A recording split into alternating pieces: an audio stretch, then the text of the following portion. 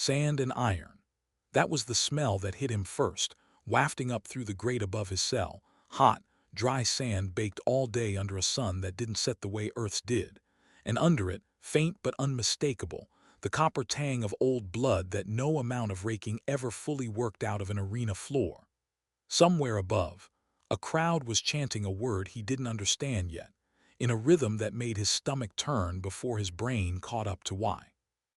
Caleb Ruiz sat against the cold stone wall of his cell with his knees pulled up to his chest, and did the thing that had kept him functional through 11 months of captivity. He counted. Not sheep, not days, bolts on the cell door, cracks in the ceiling, anything that gave his mind a task small enough to hold onto when the alternative was thinking too hard about the word the crowd kept chanting.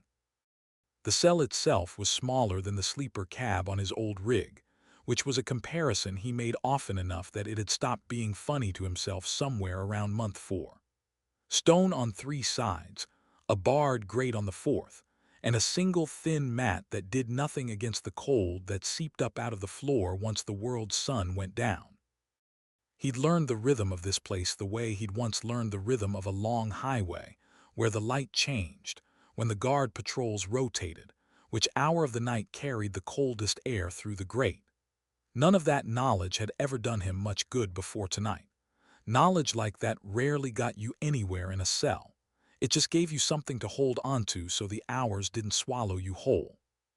The chanting from above had started perhaps 20 minutes before the guards finally came for him, rising and falling in waves that told him, even without understanding the words yet, that whatever was about to happen mattered enormously to an enormous number of people who were not him. He'd sat with his back against the stone and listened to it build, and tried not to let his mind run too far ahead into guessing why a crowd that size would be chanting for something happening underneath their own feet. He'd counted 41 bolts on the door by the time it finally opened. 11 months to get here. To understand how a long-haul trucker from a human colony freight lane ended up counting bolts in a veteran holding cell, you had to go back 11 months, to a supply run that should have taken 6 days, and instead ended in 90 seconds of alarms, a punched hull, and a hard, ugly darkness that didn't lift again until he woke up 3 systems away. Caleb Ruiz had been 36 years old and running his own rig for the better part of a decade, hauling colony freight along the outer supply lanes, because the pay was better if you didn't need a second man on the crew, and because, if he was honest with himself, he liked the quiet of it. Long stretches of dead space between stops, no boss looking over his shoulder. Just him, a cargo hold full of somebody else's problem, and enough hours of silence to think about whatever he wanted to think about, which, more often than not, was nothing at all. He was built stocky and solid, the way men get who spend a decade lifting and dragging and winching freight because paying for a loading crew ate the margin. His hands were a roadmap of small scars from tie-down straps that had slipped at the wrong moment, from cargo netting that bit when you weren't paying attention, from a decade of doing physical work that nobody back home would have called glamorous, but that had kept food on his table and fuel in his tank. He had a permanent squint from staring down bad lighting on long hauls, a jaw that had taken exactly 1 real punch in his life, from a rest-stop drunk who tried to jack his rig, and gotten a tire iron across the shins for his trouble, and absolutely no illusions about being any kind of fighter. The Vekaran raid that ended his freedom hit the transport lane without warning, the way good ambushes always do.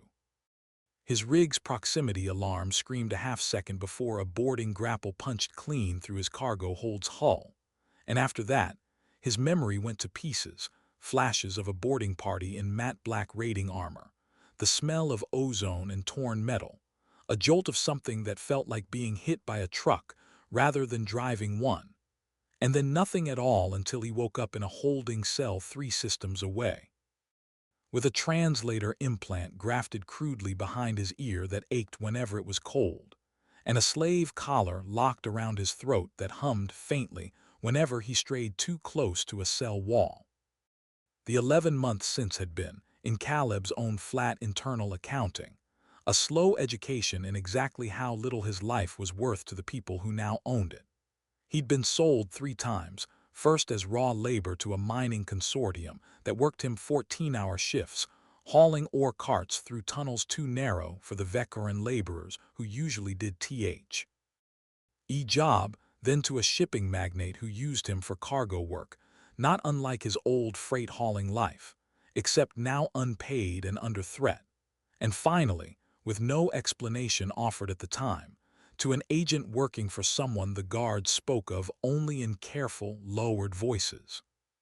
He'd learned in those 11 months to make himself small and useful and unremarkable, because unremarkable slaves got fed and remarkable ones got made examples of.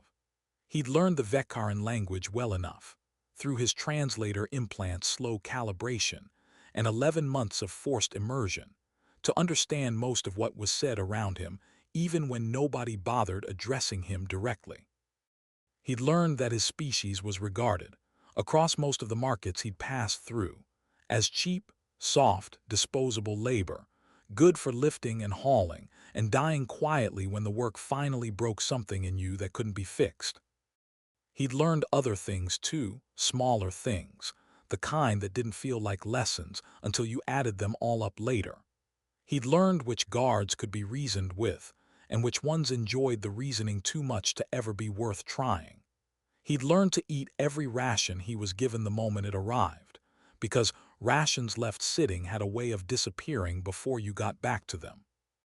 He'd learned the particular ache of going from a life where he made his own decisions, however small, which lane to run, which truck stop to sleep at, whether to take the long way around a mountain pass because the view was better, to a life where every decision, down to when he was allowed to sleep, belonged to somebody else entirely. The mining consortium had worked him in tunnels barely wide enough for his shoulders, hauling ore carts on a rail system built for smaller Vekaran laborers, and he'd come out of that posting with a permanent crick in his neck and a healthy respect for how much worse 11 months could have gone if he'd stayed there the whole stretch. The shipping magnate who'd bought him next had at least put him back in familiar territory, cargo work, loading and unloading, the closest thing to his old life he'd had since the ambush. Except now the work came with no pay, no rig of his own, and a guard detail that watched him the way you'd watch a large dog you weren't entirely sure wouldn't bite. He'd kept his head down through both postings. He'd told himself, more nights than he could count, that keeping his head down was a survival strategy and not a surrender, and some nights he'd even believed it.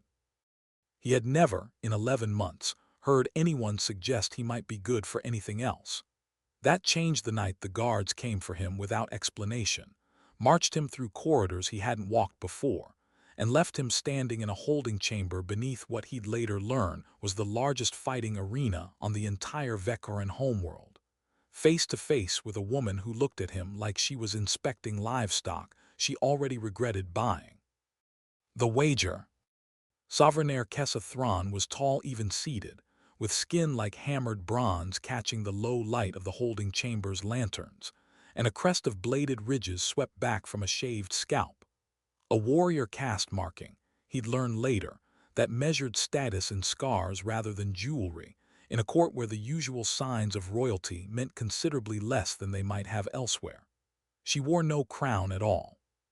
She wore, instead, a series of thin ceremonial blades strapped along one forearm, each etched with symbols Caleb didn't yet have the context to read as kill tallies. She circled him once, slow, appraising, the way you'd circle a horse you were thinking of betting money on and weren't yet sure was sound.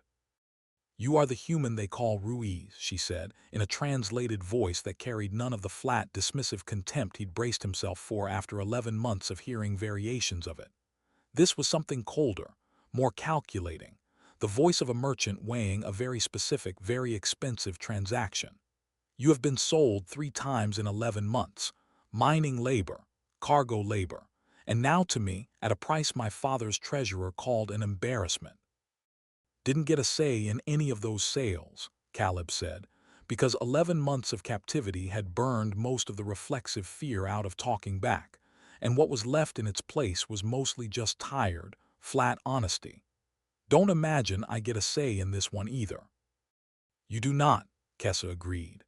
But you will want to understand what you have been purchased for, because it will determine whether you live to see another dawn. She stopped circling and faced him directly, and for the first time he saw something underneath the cold appraisal, not warmth, not yet, but a kind of desperate, calculated urgency that told him whatever was about to come out of her next sentence mattered enormously to her, personally, and not just as court politics. My father's council has spent 8 months debating a border treaty with your coalition. Half the council argues humans are worth negotiating with as equals, a species capable of real resistance, real strategy, worth the political cost of formal recognition. The other half, my father chief among them, argues your species is soft, disposable, not worth the treaty's cost, when raiding your colonies for cheap labor accomplishes the same economic goal with none of the diplomatic overhead. And you're on which side of that argument? Caleb asked, though he suspected he already knew, given that he was standing in front of her instead of back in a mining tunnel. I believe my father is wrong, Kessa said. I believe it costs this dominion more in the long run to treat your species as raidable livestock than it would cost to treat you as something worth respecting. I have said as much in council for 8 months, and I have been humored, patronized, and dismissed for 8 months because I have never had proof to offer that outweighs a lifetime of my father's certainty. Her jaw tightened. Tonight, I intend to get that proof. I have wagered my father's throne, his personal regency, not the Dominion's stability, but his own political standing on a trial. You will fight in my pit tonight, not as sport, as proof. Proof of what exactly? Caleb asked, though the shape of it was already forming in his gut, cold and unwelcome. That a human, alone, unarmed, undertrained, can survive what my father's court insists no human could ever survive, Kessa said. 3 champions in sequence before dawn breaks over the arena. If you stand at the end of it, my wager is proven, and my father's court will finally take the human question seriously, as a matter of both trade policy and border security, and perhaps, in time, as a matter of basic decency toward a species I do not believe deserves to be raided for cheap labor for another generation. If you fall, she paused, and even across species, even in a translated voice, Caleb heard something tighten in it. Then the matter is settled the other way, and my own standing with it. My father would strip my regency claim entirely. I would become, functionally, a decorative footnote in this dominion's history, and every human my father's raiders take afterward would be taken with my own failed wager as the justification. Caleb stood in the low lantern light of that holding chamber and understood, with a clarity that felt almost physically heavy, that he had just become the entire fulcrum of a political argument he'd had no say in starting, fought by a woman who had bought him without asking whether he wanted the job, for stakes that would fall on people he'd never meet if he failed. You could have asked, he said, quiet. I could have, Kessa agreed, and did not apologize for not doing so. I did not because I did not believe you would have said yes, and I needed this wager placed before my father's council session tomorrow morning, or the political window closes and does not reopen. I am not proud of that. I am telling you plainly, because you deserve at least that much honesty before you walk onto that sand. She turned to leave, then paused at the chamber door, looking back at him with an expression he couldn't fully read yet. I do not know if you can win tonight. I have wagered a great deal on the belief that you can. I am sorry that belief was not something I gave you the choice to share. She left before he could say anything else, and he spent the next several hours in a holding cell counting bolts on a door, trying not to think too hard about the phrase wagered my father's throne, and trying even harder not to think about what happened to every human colonist who'd be raided in his name if he failed. Walked out onto the sand. The guards came for him at what his internal clock, badly scrambled by 11 months without a proper sunrise, guessed was somewhere around midnight. They didn't explain anything further. They marched him through a series of stone corridors that smelled increasingly of sand and old blood, past a row of holding cells where other pit fighters, Vekaran mostly, a few other species he didn't recognize, all of them heavily muscled, heavily scarred, all of them armed with weapons the guards clearly trusted them to carry unsupervised, watched him pass with expressions ranging from bored indifference to open, sneering amusement. One of them, a broad-shouldered Vekaran with a face full of old scar tissue, laughed outright as Caleb passed his cell. "They are wasting 3 champions on cargo labor," he called out, to nobody in particular, in Vekaran Caleb's translator rendered a half-beat late. "This will not last the first exchange." Caleb didn't answer. 11 months had taught him that answering guards who wanted a reaction only ever made things worse, and besides, he suspected the man might be right. The arena itself, when the gate finally ground open onto it, was bigger than he'd imagined from the sound of the crowd filtering down through his cell's grate. A vast sunken bowl of packed sand, ringed by tiered stone seating that climbed up into darkness, packed with what looked like thousands of Vekaran spectators whose chanting hit him like a physical wave the moment the gate cleared. Torches burned along the arena's upper rim, casting long, restless shadows across sand that had clearly been raked recently, and clearly hadn't fully hidden the darker stains underneath. Kessa stood in a raised viewing box above the arena floor, flanked by attendants, and more troublingly, by an older Vekaran male whose bearing radiated the kind of casual, absolute authority that Caleb had learned over 11 months of captivity to associate specifically with people who could have you killed on a whim and would barely register they'd done it. "My father," Kessa said, her voice carrying across the arena through some amplification system Caleb couldn't identify, "does not believe humans capable of surviving a single champion, let alone the trial I have proposed. I have wagered otherwise. Tonight, this human faces 3 of my father's champions, in sequence, before dawn breaks over the arena floor.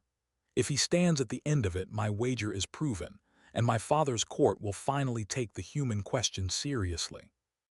If he falls, the matter is settled the other way, and my standing with it." The older Vekaran, the king, Caleb assumed, though nobody had bothered introducing him formally, said something in unaccented native Vekaran that Caleb's translator rendered, a half-second late, as, "3 champions is generous, daughter. I would have offered 1 and watched it end within the first minute, and saved this arena the cost of torchlight for the rest of the night." A ripple of laughter ran through the nearer tiers of seating. Caleb stood alone on the sand, looking up at a princess who had bet her political future on him, without asking whether he wanted the job, a king who expected him to die fast and embarrassingly, and thousands of spectators who had shown up specifically to watch him do exactly that. There was no door out of this arena that didn't run through 3 fights he hadn't trained for, against opponents built for exactly this kind of violence. "Well," he muttered to nobody, rolling his shoulders, feeling 11 months of captivity-softened muscle protest the motion, "guess I'm doing this then." The first champion. The first gate on the arena's far side ground open, and out stepped a Vekaran fighter easily Caleb's height, and a third again his mass, armored in overlapping bronze plates that caught the torchlight in dull, moving glints, carrying a curved blade in each hand with the loose, easy confidence of someone who had done this more times than he'd bothered counting. "This one is called Draxus," Kessa called down, her voice carrying an edge Caleb couldn't quite place, warning maybe, or something close to apology. "He has won 11 contests in this pit. He does not extend mercy. I would not ask you to expect any." Draxus didn't wait for further introduction. He crossed the sand fast, blades already moving in a pattern clearly meant to end things in the opening seconds, and Caleb, unarmed, because nobody had bothered arming a human they expected to lose immediately, did the only thing his 11 months of captivity and 36 years of trucking had actually prepared him to do under pressure.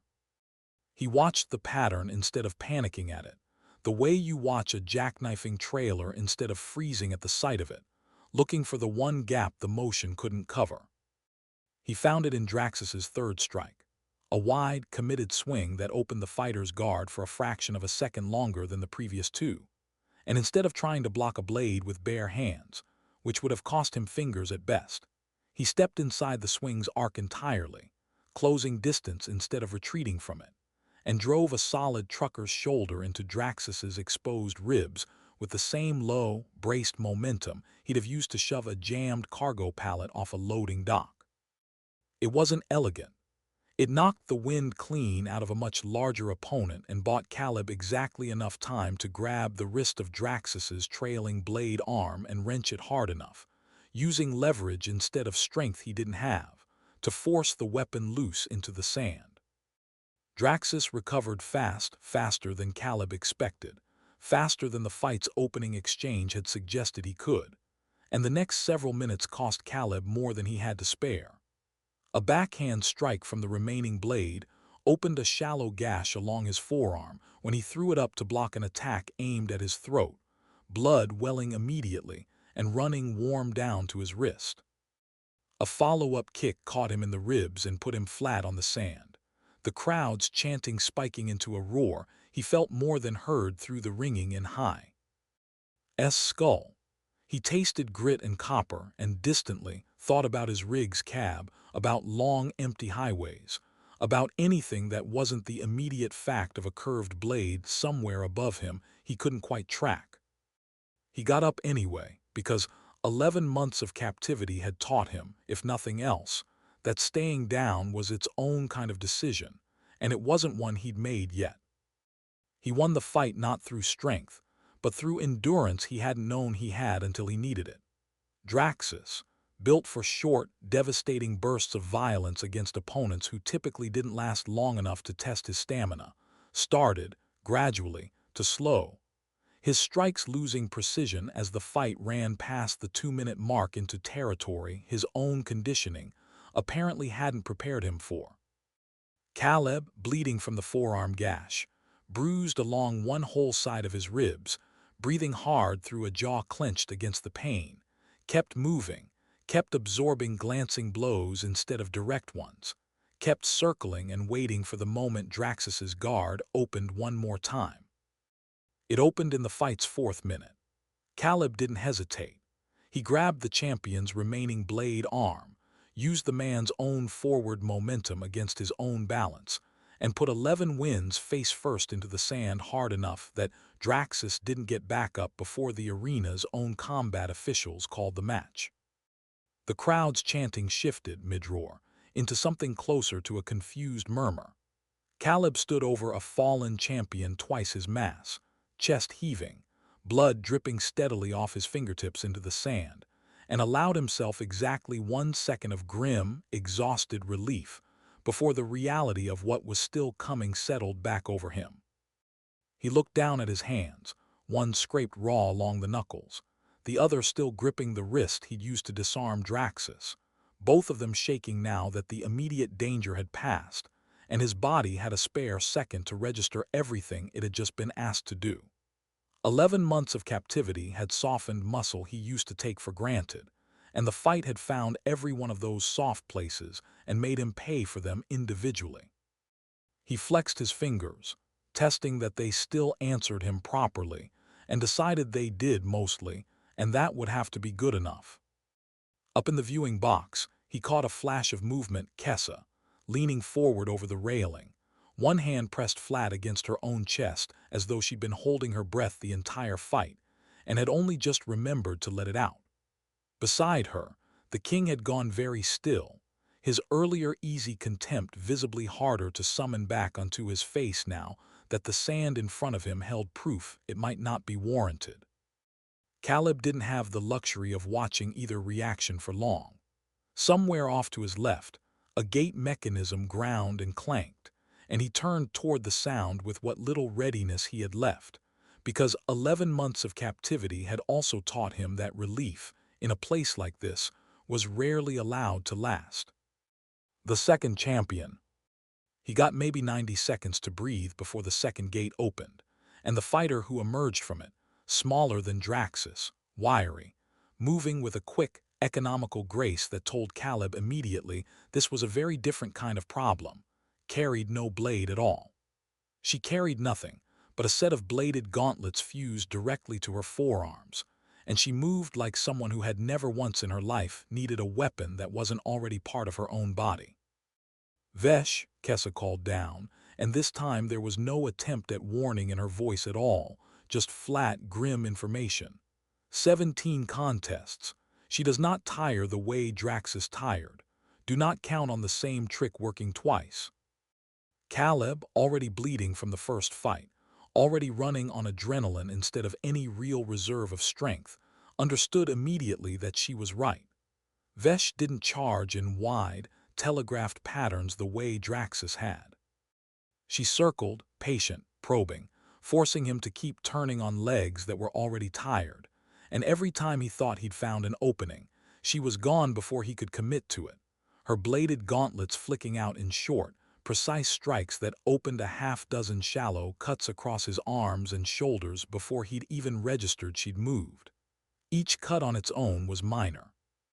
Together, accumulating across a full minute of patient probing, they added up to a slow, steady leak of blood and stamina he couldn't afford to keep bleeding. He couldn't outfight her. He recognized that within the first 30 seconds, with the flat, exhausted clarity of a man who has run out of better options than honesty with himself. He couldn't outendure her either, not the way he had Draxus, because she showed no sign of tiring at all, her breathing steady even as his own came in increasingly ragged gasps, sweat stinging into the fresh cuts across his shoulders. What he could do, what a lev.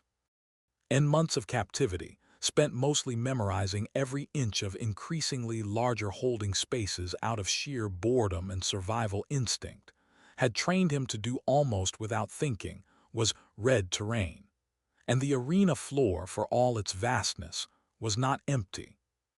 Support pillars ringed its edges, holding up the tiered seating above, spaced at irregular intervals that Caleb had clocked, without quite meaning to, during the walk out from the holding gate, the same restless habit that had made him count bolts on his cell door for 11 months finally paying off in a way he never expected it to. He started giving ground instead of holding it, letting Vesh's confident, patient circling push him gradually toward the arena's edge, toward a specific gap between two support pillars that he'd noticed was narrower than the others, barely wide enough for one body to pass through cleanly, let alone two fighters locked in combat. Vesh followed because a retreating opponent looked to her like an opponent losing, and Caleb let her believe exactly that right up until the moment he ducked hard and fast through the pillar gap, forcing her to either break off her pursuit or follow him into a space too narrow for the wide, sweeping strikes her fighting style depended on. She followed. It cost her. The gap forced her gauntlet strikes into short, cramped movements that lost most of their reach advantage, and Caleb, smaller, more compact, more used to working in the cramped confines of a cargo hold than an open arena, closed the last of the distance and drove a solid, braced punch, no finesse to it at all, just years of hauling freight behind his shoulder, into the unarmored joint at her elbow. It wasn't enough to break the arm.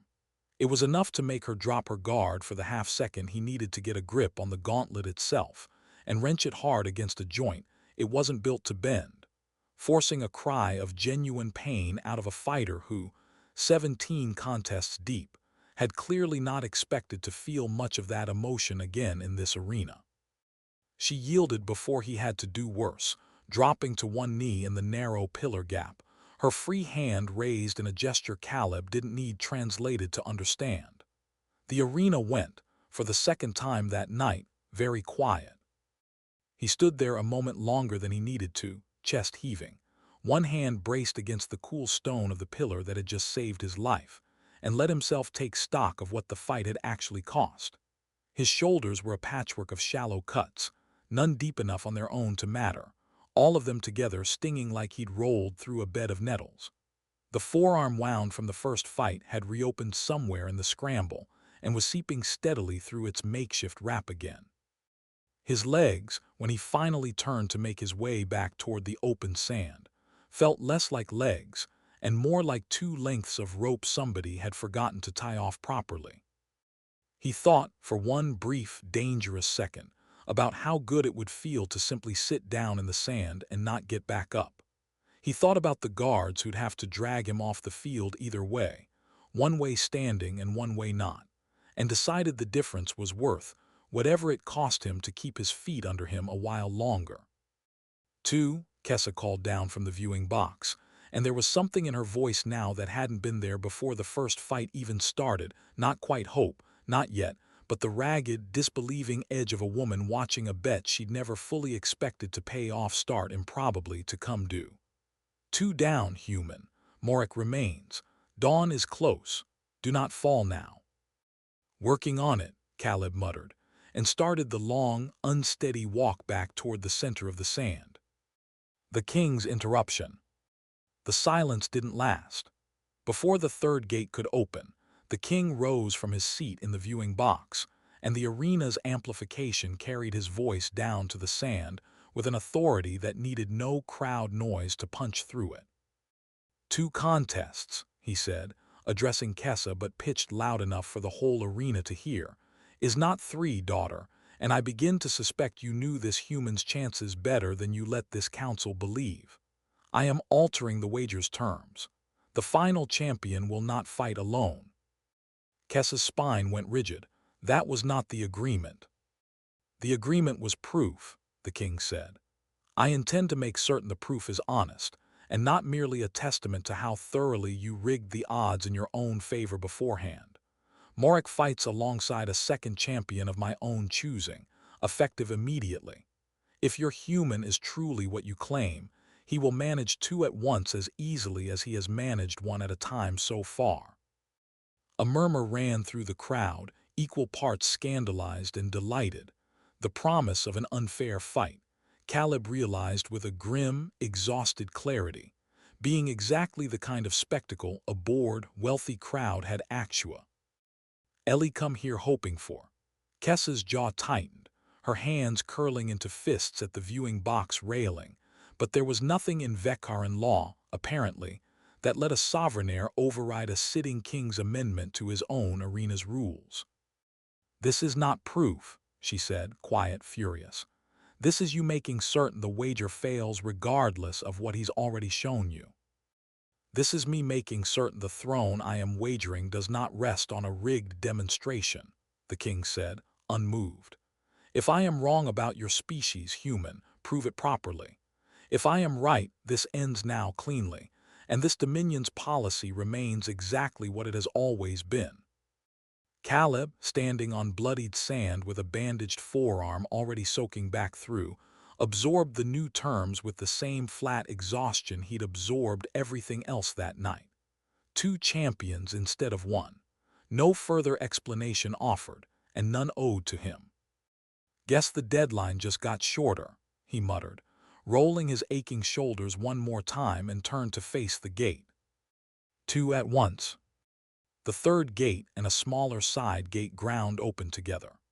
Through the third came the champion he'd already been warned about, Morek, nearly Draxus's height, but built with none of the earlier fighters' showy confidence, moving instead with the slow, patient inevitability of something that had never once needed to hurry because it had never once lost.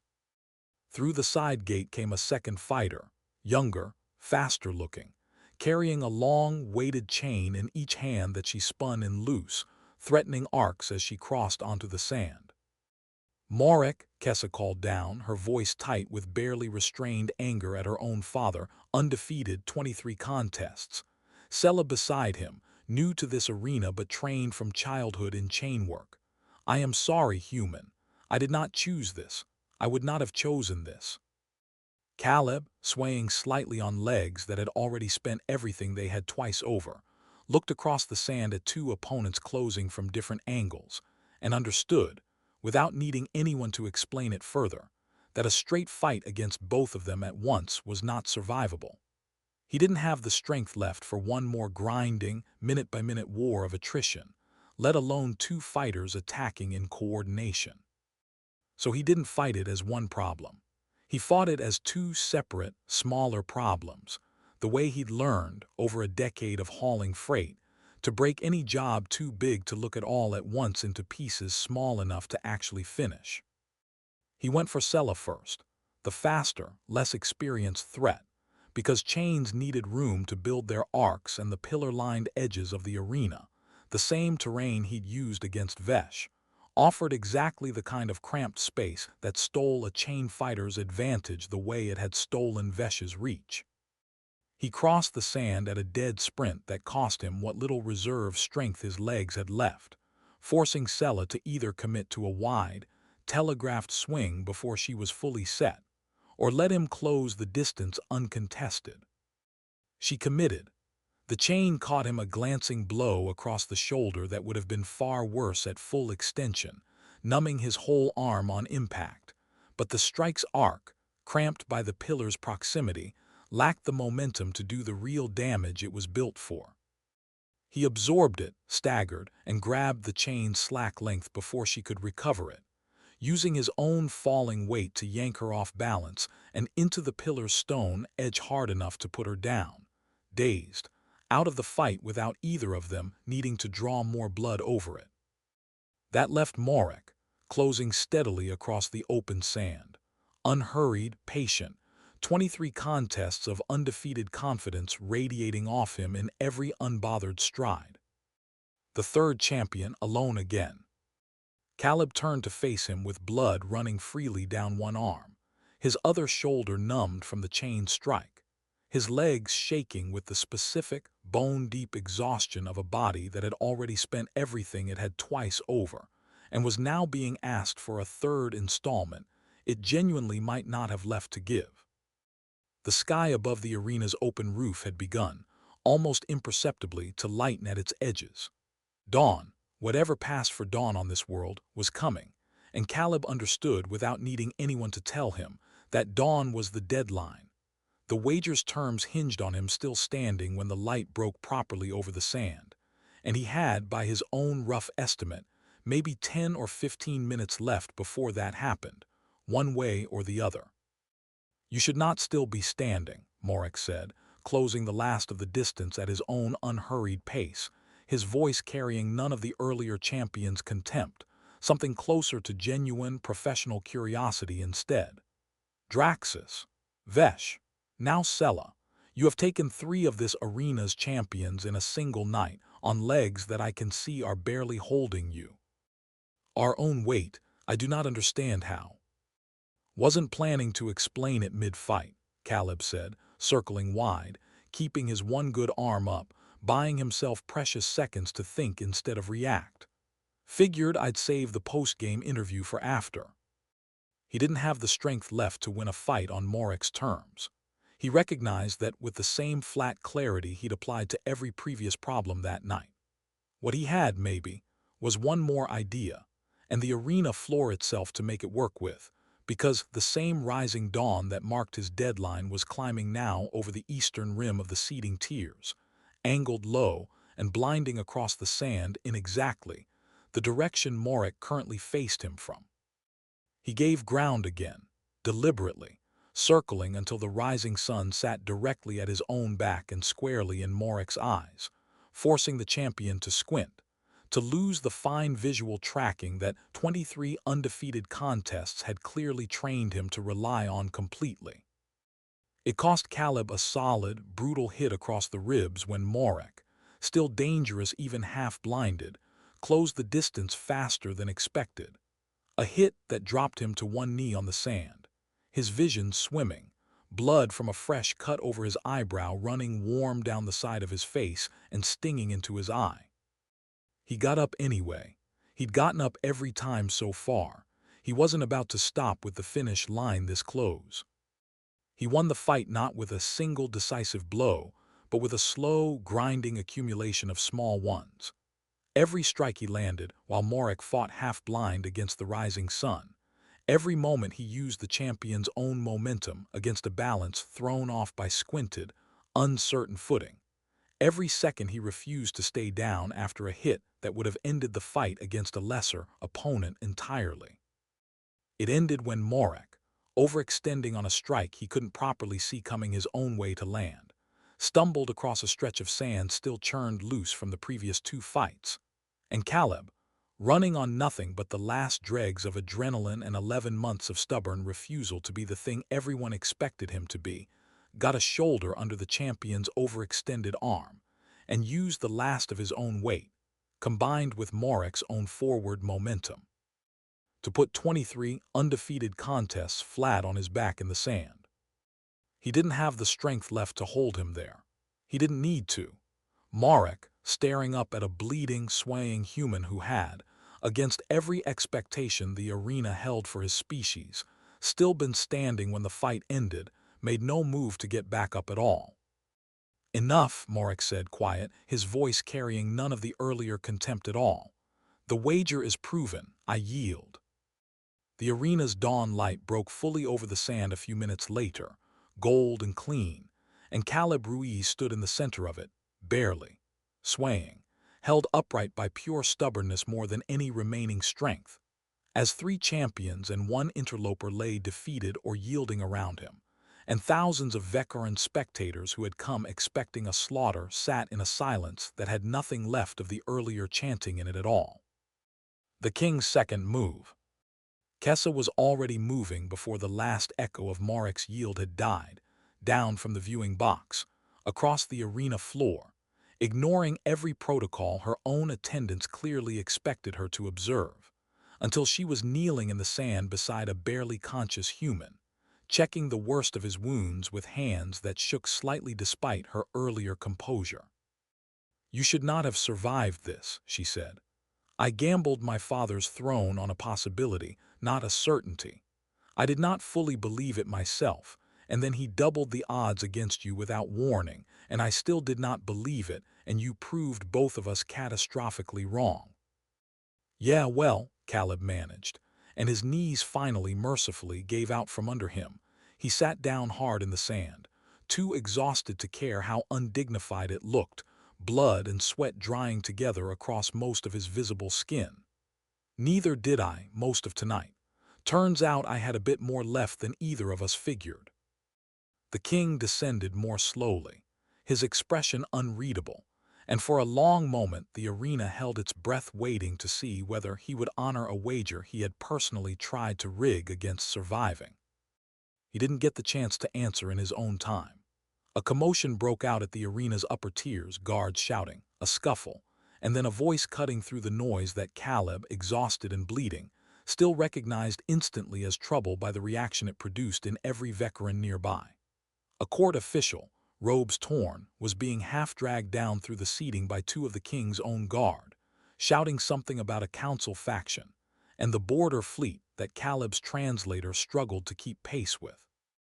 "Sovereign," the official gasped out, finally reaching the sand, "forgive the intrusion, but word has reached the outer council that this wager was underway, and Lord Vesik's faction has moved. They have taken it as their signal. A border fleet loyal to Vesik is already inbound to the human colony worlds along the Threll Expanse, launched the moment this contest's outcome seemed uncertain, intending to force a raiding campaign as settled Dominion policy before the Council can formally rule on tonight's proof either way. If the fleet reaches the colonies and begins raiding before the king's ruling is announced, no wager, no proof, and no ruling afterward will undo what's already been taken and killed." The color drained visibly from Kessa's face. "Vesik has been waiting for exactly this," she said, half to herself, half to her father. "He never cared whether the human proved anything tonight. He only needed the uncertainty of the contest as cover to move before council oversight caught up to him. If the raiding starts before your ruling, the fleet action becomes precedent regardless of what you decide here." A fight he couldn't win with his fists.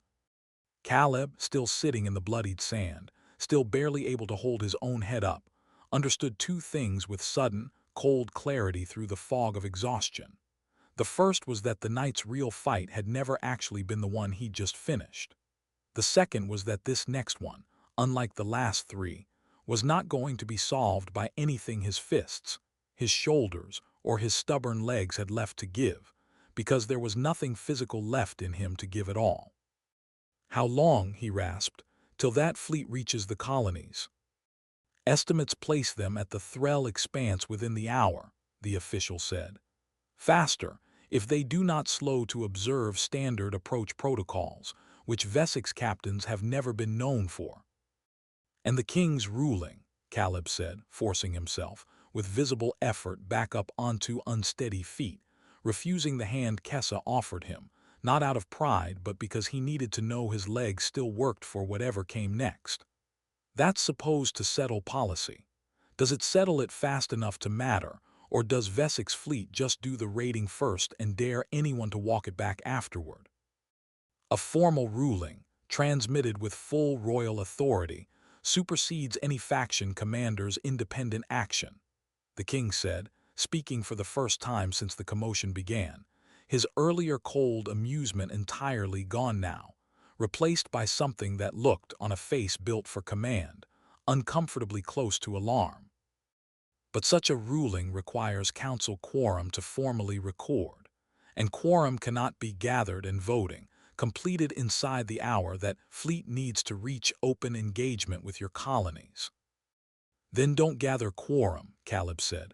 "Broadcast the ruling anyway, live, right now off this arena floor with every one of those thousands of witnesses up in your seats as proof it happened, and worry about the paperwork catching up after."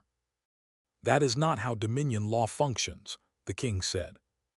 "With respect, your majesty," Caleb said, swaying, blood still drying down one side of his face, "your law didn't function real well 11 months ago either, when your raiders hit my rig without so much as a formal declaration first. I'm not real precious about your paperwork right now. I just watched a fleet decide it doesn't need to wait for your paperwork either. Only difference is I'd rather your side got there first." The broadcast. It was Kessa, not Caleb, who found the actual mechanism, working fast with the same official who delivered the warning. A provision, buried deep in Dominion arena law, that allowed a sitting king to issue a binding proclamation directly from the ceremonial floor of a sanctioned contest, witnessed by the assembled crowd in lieu of formal council quorum, provided the proclamation concerned the contest's own subject matter. It was an archaic clause, rarely invoked, meant originally for battlefield successions rather than trade policy. But the wager tonight had been formally registered, as concerning exactly the human question Vessex fleet was now racing to settle by force. "It will hold," Kessa said, breathless, half arguing with her father and half pleading with him at the same time. "Thousands of witnesses in these seats, a ceremonial contest legally on the record, and a king's proclamation issued directly from the floor. Vessex cannot claim the ruling was never properly recorded, not with this many eyes on it." The king looked out over the arena, at the crowd, murmuring, restless, still processing what they just watched a bleeding, exhausted human accomplish against 4 opponents in a single night. And then down at Caleb, standing on legs that clearly did not want to hold him, refusing all the same to sit back down until this was finished. "You bled for this proof," the king said, quiet now, the arena's amplification carrying it anyway. "I did not believe you, Cap. Able of it. I do not enjoy admitting the belief was wrong, but I am not so proud a king that I would let pride cost your colonies their lives to preserve a policy I have just personally watched disproven on my own arena floor." He turned, drawing himself up to his full height, and the amplification carried his voice out across the tiers with a formal weight Caleb hadn't heard from him all night. "By right of witnessed ceremonial contest, recorded before this full assembly, I proclaim the human species proven capable of resistance, resolve, and worth deserving formal Dominion recognition. Any raiding action undertaken against human colony worlds from this proclamation forward is undertaken without crown sanction, against declared policy, and any commander who proceeds regardless will answer for it as a traitor to this throne's own word." The proclamation went out on every open frequency the arena's own broadcast system could reach, time-stamped, witnessed, legally binding under the exact archaic clause Kessa had found. and it reached Vesik's inbound fleet, still 40 minutes out from the Threll Expanse, with just enough time and just enough legal weight behind it to force even a faction loyal to a rival lord to recognize that firing on the colonies now meant firing in open, undeniable defiance of their own king's freshly publicly declared word. Caleb didn't get to watch any of that unfold in real time. He sat where he'd been standing, sagging slowly against a support pillar that had already saved his life once that night, while the official who delivered the warning relayed updates in a low, running murmur to Kessa, who relayed them in turn, in fragments to Caleb whenever his eyes started to slide shut for too long. "They have not opened fire," she said, at what he guessed was the 10-minute mark, kneeling in the sand beside him now, one hand braced against his shoulder less to comfort him than to keep him from tipping sideways. "Vesik's second-in-command has broken from the formation. He is refusing the order to proceed without a fresh, individually signed authorization from Vesik himself, and Vesik does not wish to put his own name alone on an order that already contradicts a public royal proclamation." "Cowards," Caleb mumbled, eyes half closed. "Good, love a coward right about now." "At the 15-minute mark, 3 more ships have broken formation," she reported, a few minutes later, her voice tightening with something that might have been disbelief, might have been the first real hope she'd let herself feel all night. "Vesik is alone at the front of a fleet that no longer trusts the order he's given it." The fleet held position at the Expanse's edge for nearly 20 minutes, arguing by all later accounts furiously among its own captains, not about whether to attack, but about who among them would answer for it personally if they did, with a formal royal proclamation now standing directly between them and any claim of ambiguous authorization. They withdrew before the hour was out. No colony was touched. No shots were fired. Word of the withdrawal reached the arena floor just as the sun cleared the eastern seeding tiers fully, gold light washing out the last of the torch shadows across sand still dark in patches with the night's blood. Kessa read the confirmation off the official's data slate twice, silently, before she trusted herself to say it out loud. "They've turned back," she said. "All of them. Vesik has been ordered to stand down and return for formal inquiry. The colonies were never touched." She looked down at Caleb, slumped against the pillar, barely tracking the words through the fog of exhaustion and blood loss, and something in her expression cracked open, just slightly, into an emotion she clearly hadn't expected to feel this strongly over a wager she'd entered as pure political calculation 8 months ago. "You saved them. Twice in one night, once with your own hands on this sand, and once with nothing but a legal clause and the will to make my father use it."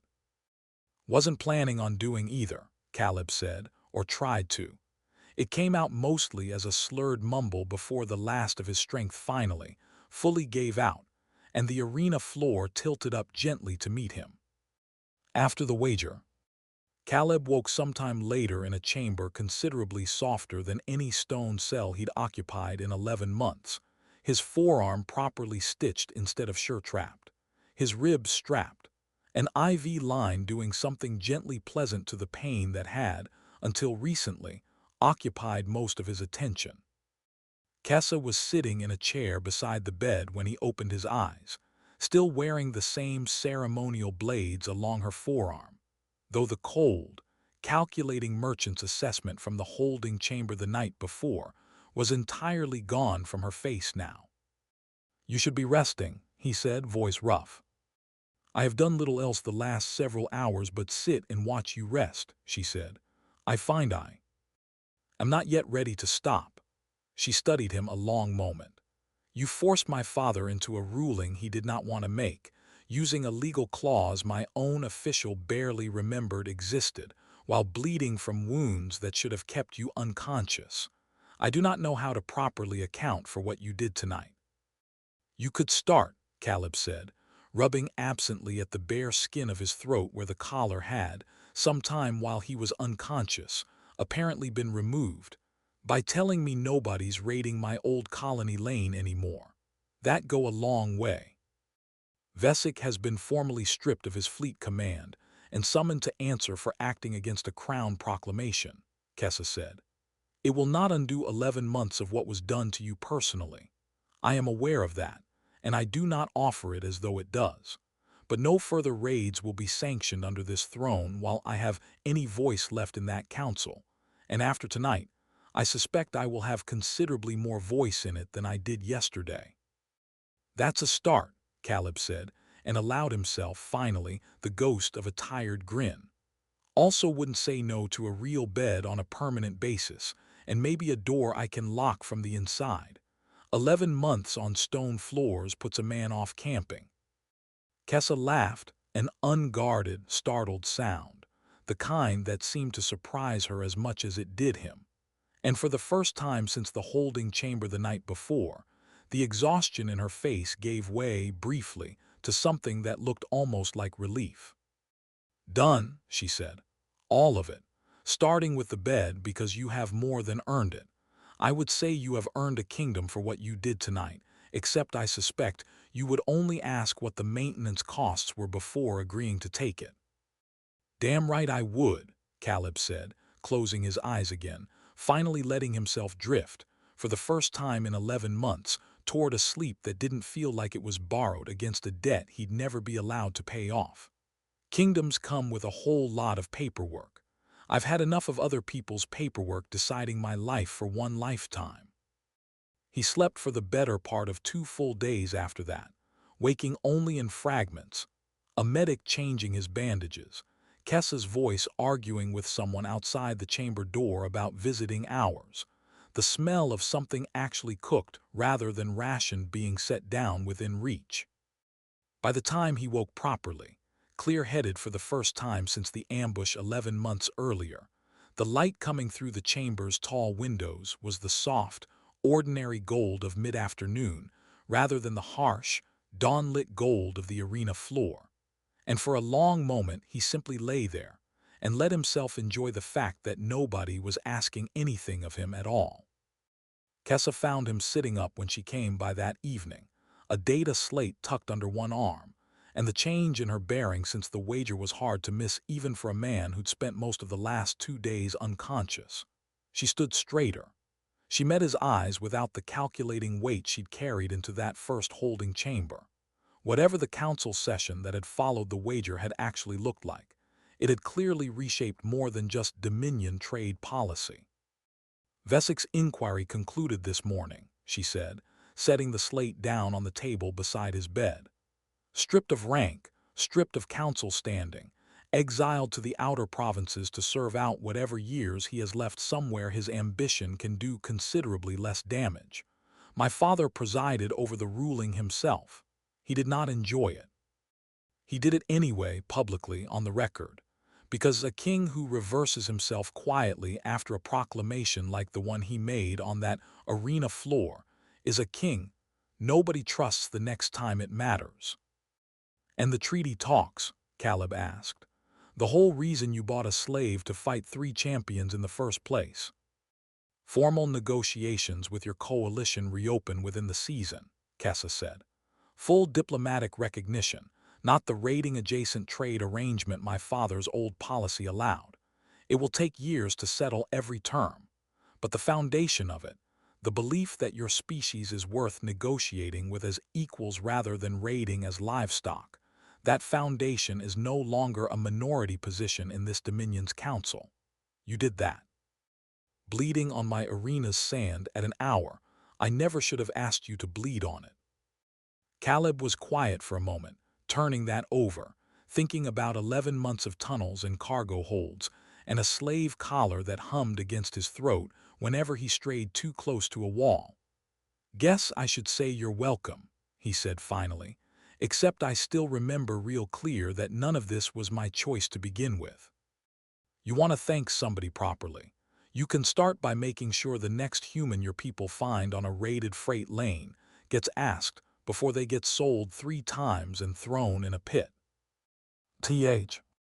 At, Kessa said, without hesitation, is already part of the new policy. In no small part because I told the council exactly what it cost you personally to prove them wrong, and made certain every one of them sat with that discomfort before they voted. He nodded slowly, some of the old tension in his shoulders finally, genuinely easing for the first time since the ambush. "All right then," he said. "That's a start I can live with." "There is one more matter," Kessa said, and something in her tone made him look up properly. "You are, as of this morning, a free citizen of this dominion, with full legal standing and passage rights to any world under its recognition, including your own colonies, whenever you wish to return to them. I arranged it personally, the first order I signed once my regency was no longer in question." She hesitated, an oddly uncertain gesture from a woman who'd spent the entire night before radiating nothing but grim, calculated resolve. "I would understand entirely if you wish to leave as soon as you are able. I would also, selfishly, ask you to consider staying long enough to see the treaty talks through, if only because I suspect this Dominion's Council will take your presence considerably more seriously than they will take mine alone." Caleb thought about long, empty highways, about a rig that was probably scrap metal by now, about a home he hadn't seen in 11 months and family who likely thought him dead. He thought, too, about a princess who had bought him without asking, and had spent every hour since trying, in her own stubborn, imperfect way, to make that wrong right. "Tell you what," he said, "I'll stick around long enough to see this treaty actually signed. After that, I want a ride home, a proper one, not cargo hold conditions. And somewhere in between, I want a night where nobody hands me a wager I didn't agree to. Think you can manage that?" Kessa's mouth curved into something that was almost, but not quite, a genuine smile. "I believe," she said, "that is the very least this Dominion owes you." If you liked watching a captured trucker take down 3 undefeated champions and a rigged 4th opponent in a single night, then talk an entire kingdom out of a war using nothing but stubbornness and an obscure legal clause, hit like and subscribe for more stories where humanity survives the pit through grit instead of muscle. Drop a comment telling me which of the 4 champions you think deserve the most respect by the end, and share this one with the person in your life who never stays down for long. See you in the next one.